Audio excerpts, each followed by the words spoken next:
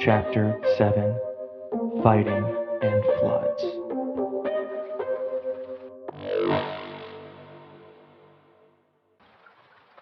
The rain sounded different on a metal roof, almost like natural music. Sarah pressed her hand against the cold window of her new home. In the couple of months following the launch of the Reckoning Chronicles, the Three Friends listener base had continued to grow, only bringing in more income. It made sense to live together so that they could work on the project together, and this home was at a steal of a price, even with the market the way that it was. It was spacious enough and had a basement, and it was set back on a nice property that was kind of out of the way from everyone and everything else. Really can't believe the deal we got on this place, and the fact that we could even afford it. David really did a solid job with the algorithm hack, and it seems to be influencing way more people than we ever thought.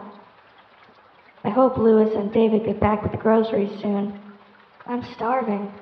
She glanced at the clock. They should have been back by now.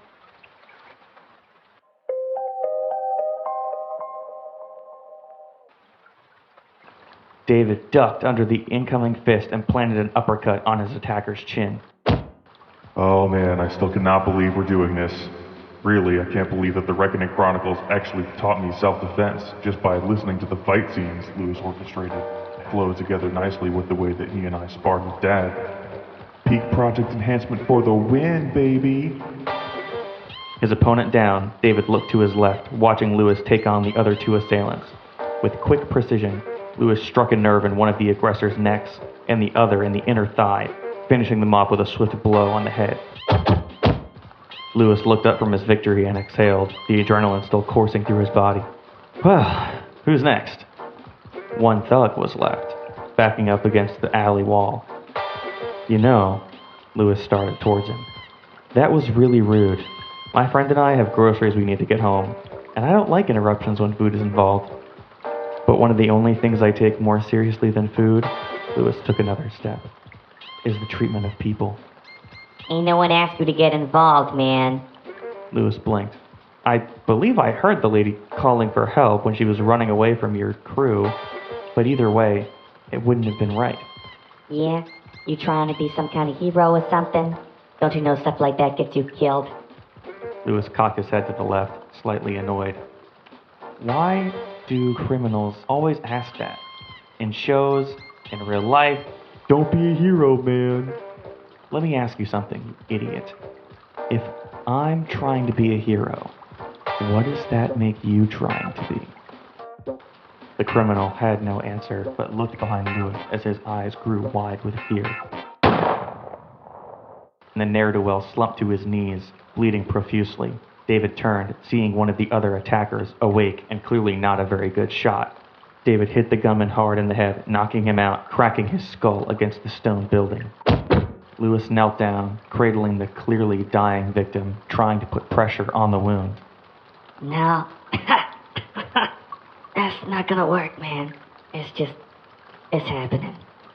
Never thought I'd end up like this. Maybe you were right. Maybe this place doesn't need anything like me anymore. It would have been nice to try to be a hero once in a while.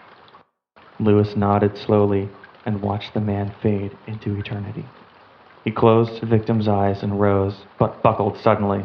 Oh! He felt a sharp pain in his stomach and felt the source, finding it sticky and red. Guess the guy didn't miss. Better shot than I thought. Bro! Lewis inhaled sharply, collapsing on the pavement. It was through and through. I think I'm bleeding out.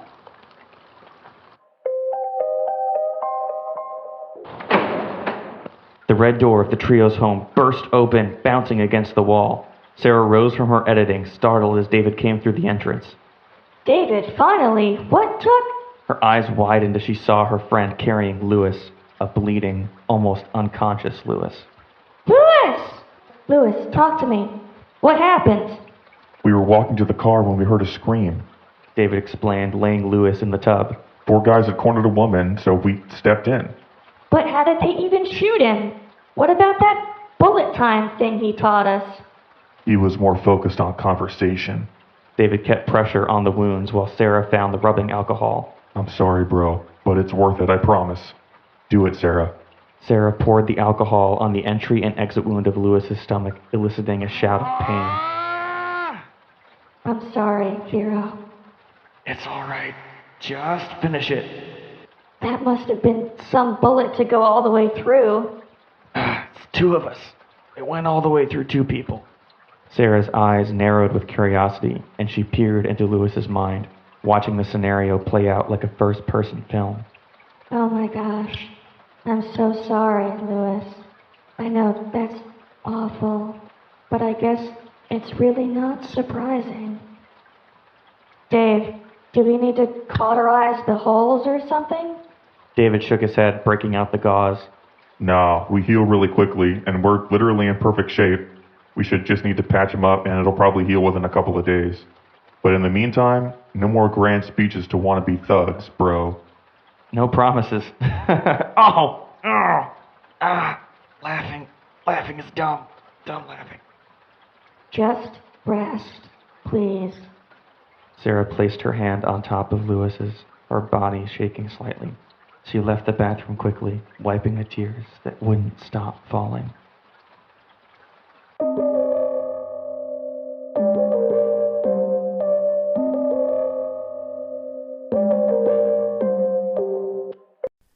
We interrupt Voltage the audio drama to bring you our sponsor, Anchor. If you haven't heard about Anchor, it's the easiest way to make a podcast. It's free. There's creation tools that allow you to record and edit your podcast right from your phone or computer. Anchor will distribute your podcast for you too, so it can be heard on Spotify, Apple Podcast, Overcast, and many more. You can make money from your podcast with no minimum listenership because Anchor is the first sponsor they sign you up with. It's everything you need to make a podcast all in one place. You can download the free Anchor app or go to anchor.fm to get started. Now back to Voltage.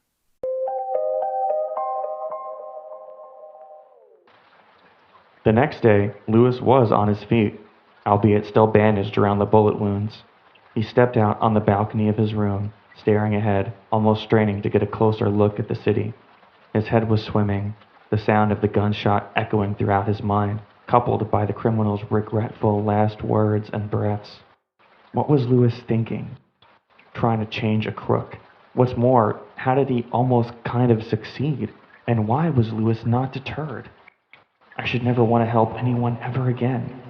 I got shot for crying out loud, and I still want to be this something. Maybe something really is wrong with me. On the ground floor, Sarah sat at the desk in the living room, reading what Lewis had in mind for the next arc of the Reckoning Chronicles. Her fingers glided along the keyboard, adding notes in the margins of the storyboard, criticizing every word Lewis had written. Nope, this doesn't work. That's just stupid. And oh, this part right here? This is definitely gonna get the Reckoning killed. But that's okay, because clearly the Reckoning has a death wish anyway. Maybe his friends should just let him do what he wants, and the next time he has a bullet wound, he can just patch it up his freaking self. Man, I don't think I've seen that much red ink since my freshman year English final. Sarah turned, startled, seeing David eating a sandwich and reading over her shoulder. Yeah, well, I'm trying to beat Lewis's record. How much red can I produce in an hour? Oh, well, you're getting there. But this is actually pretty good. I don't think his story deserves this much criticism. He can defend his story when he comes down here. Sarah shut the laptop and crossed from the living room to the kitchen, opening the fridge and removing the juice. He's been up there the whole day, David. Not a word to you, not a word to me. Well, what's he thinking about? I can't tell. He's keeping his thoughts guarded, quiet. I guess it would take one to know one. He got shot, David. Sarah threw her arms over her head and leaned forward. David only saw this reaction when his friend was decidedly furious, and it was a rare occurrence. I get that he wants to help people. I admire him for it. You love him for it. Might as well say it, Sarah. Come on. I love him for a lot. That's not the point. The point is, he doesn't think he's more important than whatever good he's doing. And for what? So he can be the reckoning? I thought the whole point of this story thing was that so he could live vicariously through it, not so it could be an autobiography. That's not his heart and his reasoning, and you know it, Sarah. You want him to be selfish instead? I'd rather him consider the people he'd leave behind. And I know that's selfish of me, but you know what? I don't care.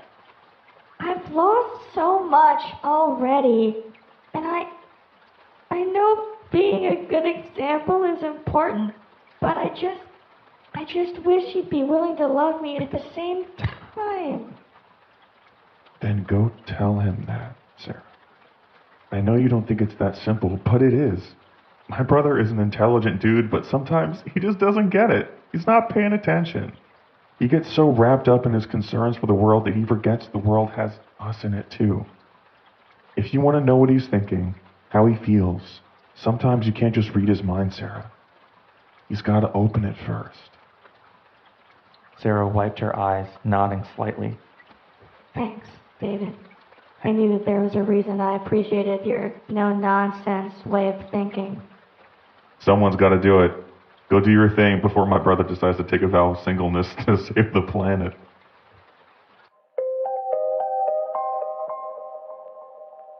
Sarah took a deep breath and walked into Lewis's room, coming up behind him on the balcony. He turned to see her and forced a smile, but quickly turned back. Sarah breathed again, collecting her thoughts before finally releasing them. So, you ready to talk about it yet? I don't know. You've been up here all day. I know you getting shot is going to be hard for all of us to forget, but it looks like there's something else going on up here. She brushed her nails along Lewis's temple. Something I can't see. Yeah, well, what else is new, I guess? You know, I almost lost someone very important to me yesterday. Someone who's been there for me through the worst of situations. He's even saved my life and listened to my innermost thoughts. But no matter what, he won't let me return the favor. Maybe if he just shared a little, the rest would be easier. After what seemed like an eternity, Lewis finally nodded. The guy that got shot that you saw, what he said, it wasn't me forcefully stopping his crime that brought that revelation. It looked like it was my words, my sincerity, my belief that he could be different, that he should have been different. People have often said that about my entire family, that our example is infectious in a good way. My family has been among those that have said those things. David is a prime example of it, even. Your whole family is wonderful. You are wonderful, hero. But I don't feel that way. I mean, yeah, I feel like a good example without tooting my own horn, I guess. But it's not enough, not for me. It's just... forget it. It doesn't matter. It's nothing. Lewis, please, please, let me understand. You know, you don't even have to say anything. Just open your thoughts to me. Show me what's going on in there. I can't, Sarah. You won't like what you find. You won't like me. Lewis, I can promise you that is not going to happen. I will never not like you. Please. The young beauty put her hand on Lewis's shoulder, turning him around. Just let me in. Lewis's eyes softened for a moment, and he let his guard down ever so slightly, allowing Sarah to peer into his heart. Her hand rested on his cheek, and their foreheads met, the thoughts from Lewis coming in full force. Once again, another shooting hostage situation. The death toll rises. Please just let me help you. Is going on where we are headed? Lost, hopeless. I don't understand. I know you don't understand. I can show you. Why am I here? A better way. Listen to me, please. Good for nothing, worthless piece of you like garbage. Let me help. Don't they want to understand? Powerless to be helpless for anyone. Why don't they want help? Somebody, please help you. I can show you a better way. I promise there's a better way. And after all that, Sarah did not pull away. For a moment, everything was completely still, the silence only broken by a small cry from Sarah's lips, tears streaming down her face. Slowly, she sank to her knees, Louis following suit and supporting her as she leaned against his shoulders. Louis, I'm so sorry. I didn't know. It's not your fault. You couldn't know, lady. It's still not surprising. You're so upset at yourself. Because deep down, all you are is someone who wants to help other people. And it seems like you have all the willpower and motivation and everything you need, except the power to actually do it. What could be worse than that? Well, I'm sure there is worse, but I can't think of anything right now. But that's not the only problem. The problem is how much I let it get to me. I know you don't always see it. It's more internal than external, but there's this victim mentality about myself. Claws at me. It keeps me from believing any effort at all is worth it. I fight it every day, and I shouldn't have to. My name is Louis. It means conqueror. It doesn't mean victim. But I'm so powerless to help the world the way I want to. Not only that, but of course I'm not perfect. So all my desires and thoughts that aren't good like this just makes it seem more impossible for me to accomplish what I want. He stretched his arms out over the city, gesturing far beyond it. Look at this, Sarah. All of it, the entire world, so full of hopelessness, so desperate for examples like you, like David, like me.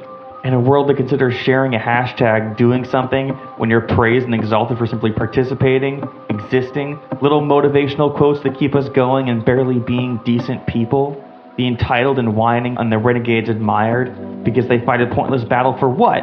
To be noticed? To be validated? To go against the current on purpose to feel like they matter? What if I wanted to be special for everyone except myself? So that people won't just be motivated, they'll be inspired. So somebody, just one person, believes that there's more than what they think this world is. I could see in that thug's eyes he knew there was more. His soul was crying out for purpose, for meaning, for examples. And it didn't just start crying out when he decided to chase innocent women. It started just like everybody else. When we got here from birth, everyone, every soul, searching and yearning, all of humanity just shuffling along in hopelessness and exhaustion. And where can they go? You, David, and I, we know. We've tried before, I know we have, to tell people, to help them, but it wasn't enough. Nobody thought they needed to listen. If we could just get their attention a different way for a moment, maybe everything could be different. But it can't, because there's no way to do that. Can we shout loud enough? Love hard enough? Stand tall enough? No! But my soul doesn't believe that. Somehow, my heart is like, hey, we can do this. It's not too late. Something can be done. And instead of a little piece of me holding on to that, all of me does. And it makes me not only despise these feelings, but who those feelings make me. Do you know what they make me, lady? A failure.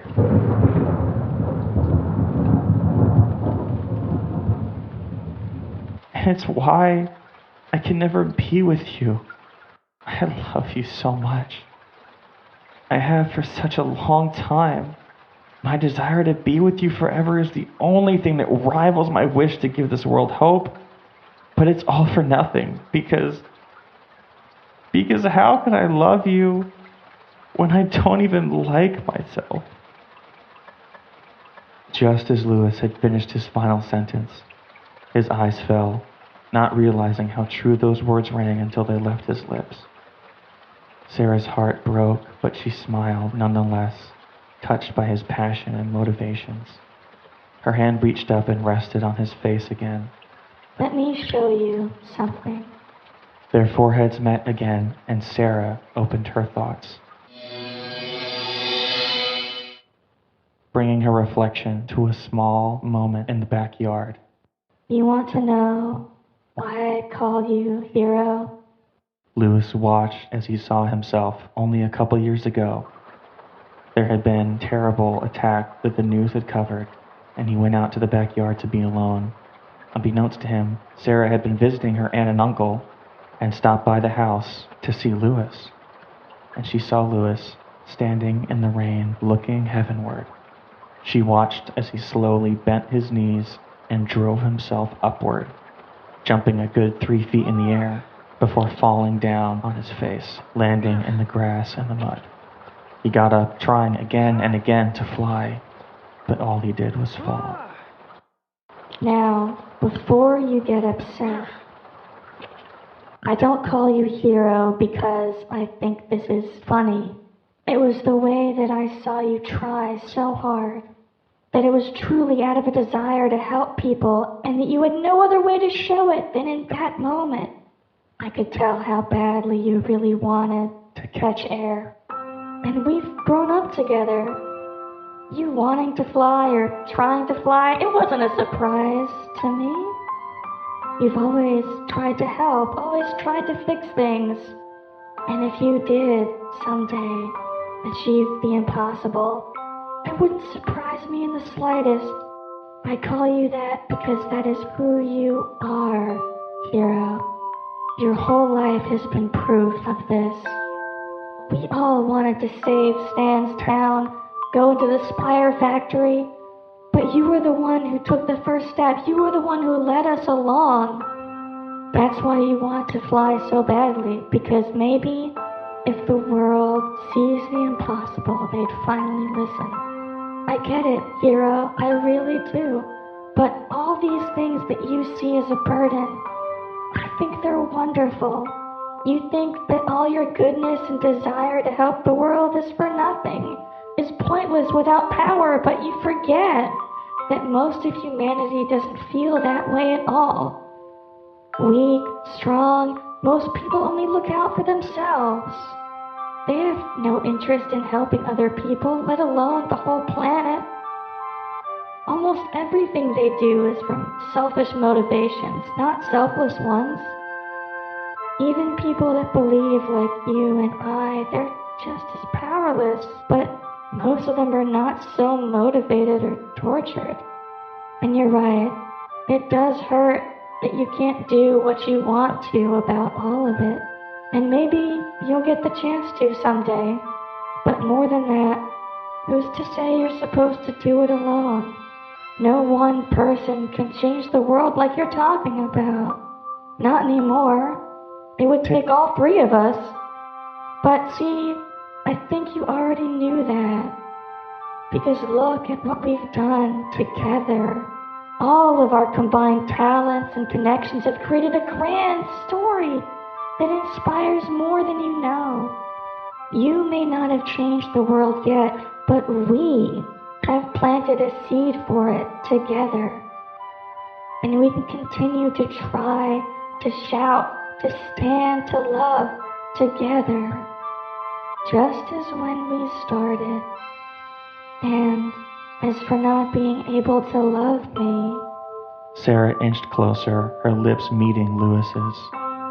He reciprocated, arms pulling her close, and through their mental link, Sarah showed Louis everything she saw him to be, his mind flooding with her emotions, her memories, her love he never thought he deserved.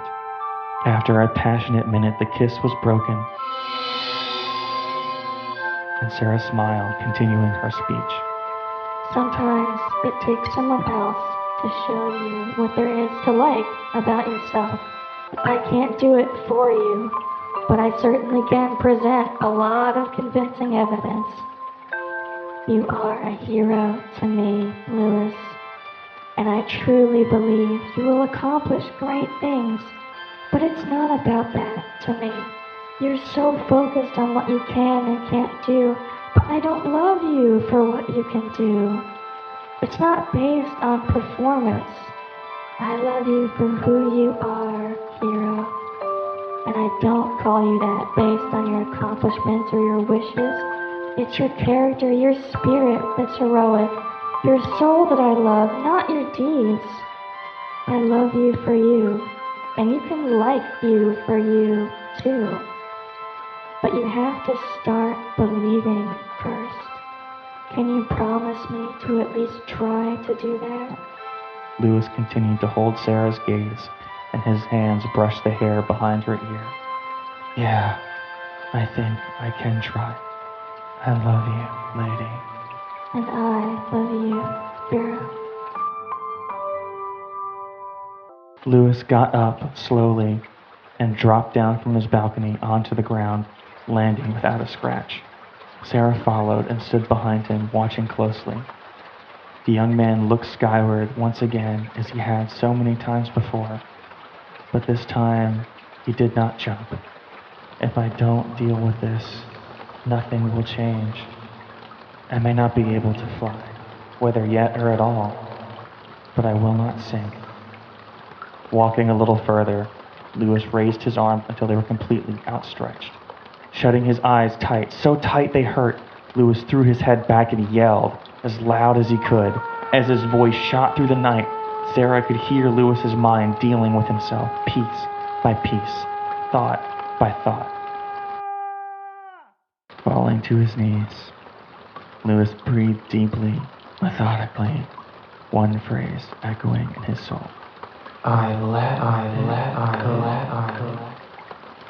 Sarah placed her arms around Lewis and simply held him, saying nothing. Finally, Lewis rose and smiled, genuinely this time, and kissed Sarah once more. As the couple walked back towards the house, arm in arm, the rain stopped falling.